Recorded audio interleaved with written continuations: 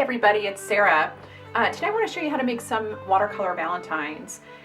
They are progressively get a little bit more difficult as you go through, but they're a lot of fun. They're not difficult, they're just, I should say, more time consuming. So anyway, let me show you what we're going to make, and then what we're going to make today, and you can jump to the one you like or stick to one or look at all of them. If you like this kind of video, let me know in the comments, and I can keep making these type of watercolor demos for you. Okay, so this one is really simple. This one says love on it with a spatter in the background. This one here is watercolor hearts and micron pen and my fine tech watercolors, the pearlescent colors, to do the brush lettering. And then we have a, this one's really fun. Anyway, a Spatter Heart. I really had a good time with this one. It's my favorite, to be honest.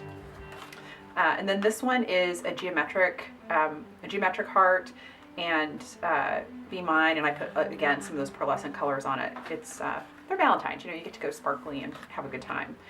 This is a like a geode heart, and here's another geode heart. So anyway, let's get into it. I'll show you how to make these. What you'll need for this is you'll need watercolor paper, and here's a watercolor paper, and I've already done corner rounding on this, and it is 5 inches square. So I'm doing, but you can do this again, upsize or downsize this to whatever size you need. And then you're going to need paper here, just some colored paper. This is 5.5 by 8.5. And you're going to score this. You're going to corner around it, and you're going to score this from the top edge here at 5.5 and 6.5. And then you'll need to make yourself some little hearts. I just used a 1-inch punch and then turned these into heart shapes, but you can, of course, if you have a heart punch, just use your heart punch. What that's going to do, once it's all folded, is it makes a little space here for this to back to slide under, and then it makes it into a little stand-up card. So we're going to make the love card first. First thing I did was set up a grid, and it's love is 4 letters, so I marked off the middle of the paper and then 1/2 inch in from each side, and that allowed me to have a nice 4 spaces to write the word love. I used my Aqualon number 10 bright brush for this and my Magello watercolors. I then masked it off after it was completely dry and put on a sparkle watercolor spatter with purple, gold, and black. So I thought it came out really nice and super simple. I really highly recommend that you try that one.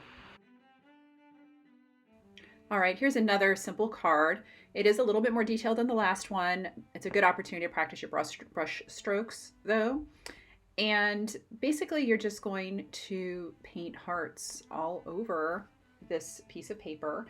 And at the end you can put some hand lettering on it, or even stamp and emboss a sentiment once it's dry.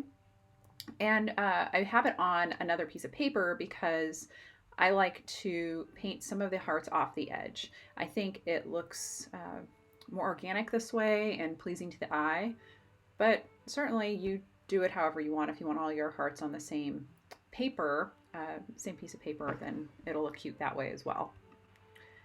After I get all of the hearts painted, I come back through and add a little bit of additional pigment to some of them, and then outline them with micron so that they have a stylized effect to them.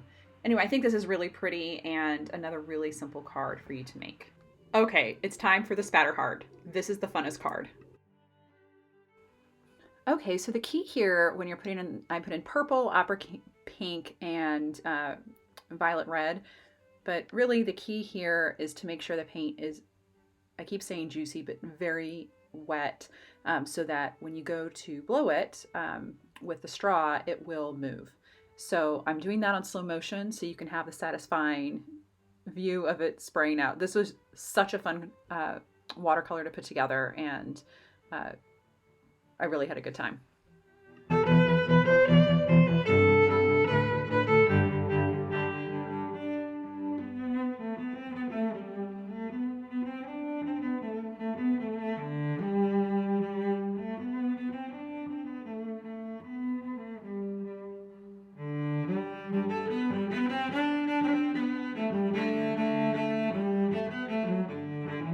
So there we have it, the Spatter Heart. I came back in afterwards and added some additional pigment so that it would be nice and bright.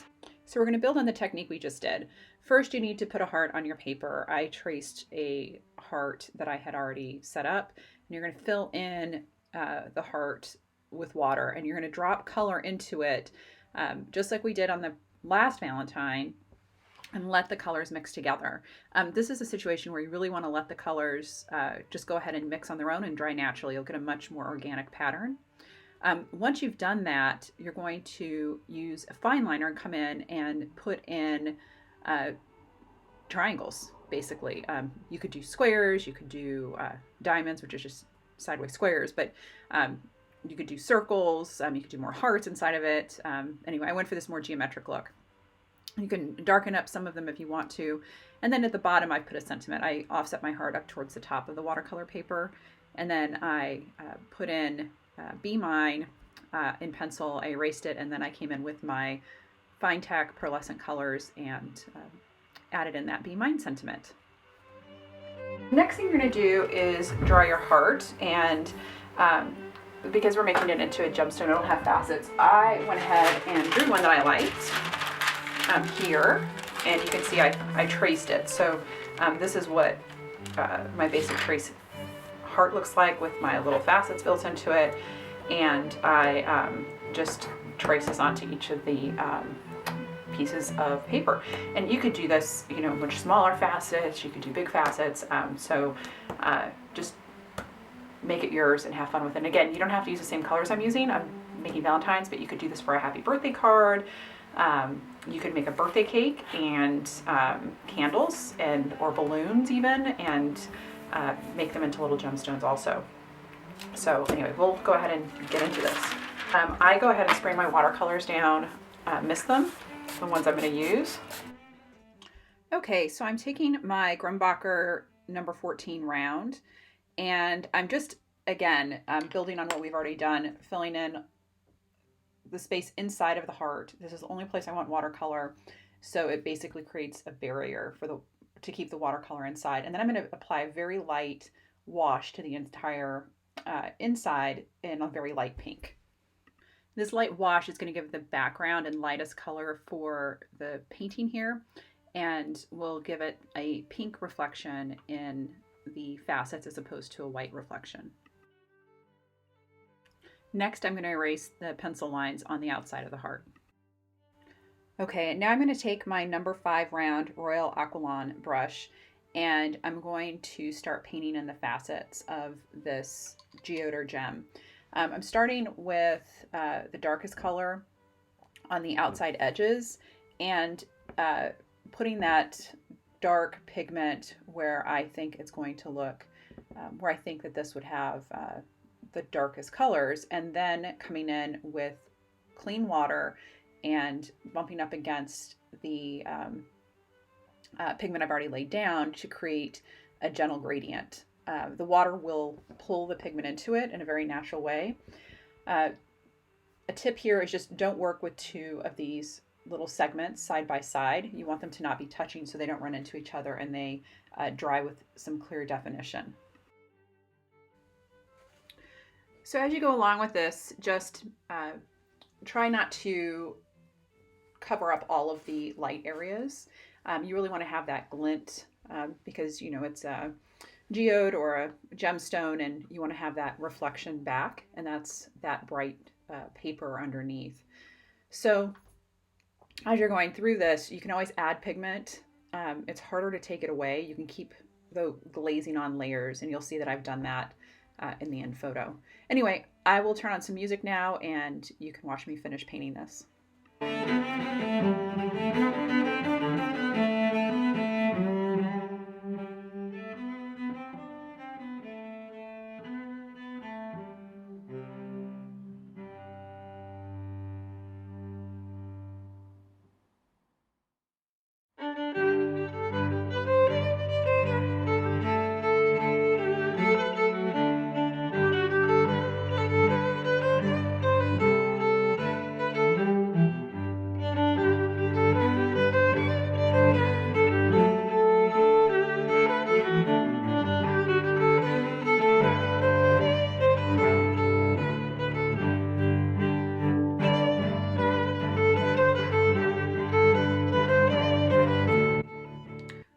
Okay, so the final step is going to be adding a shadow underneath the heart. You can look at plenty of reference photos online to see what shadows look like underneath gemstones and geodes.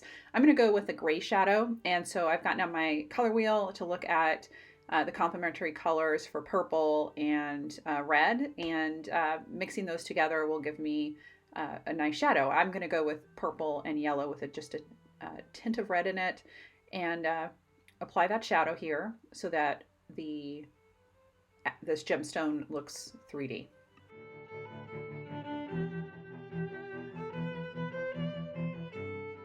To put the shadow in, I am wetting the area that I want the shadow to be in so I don't get a harsh line. I'm going to actually wet it all the way to the edge of the paper, but I'm going to drop the pigment closest to the edge of the heart because that's where the strongest shadow would be, and then it would fade out.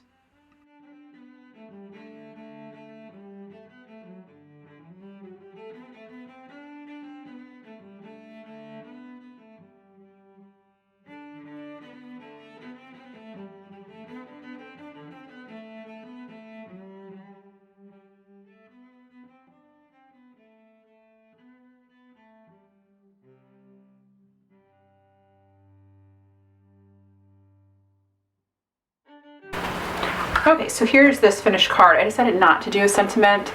I just added some silver watercolor to kind of catch the light. I wonder if you can see that. Anyway, and it stands up. It has a little catch in the back. And so it stands up. You can see that. One of the other things too is this is a good size.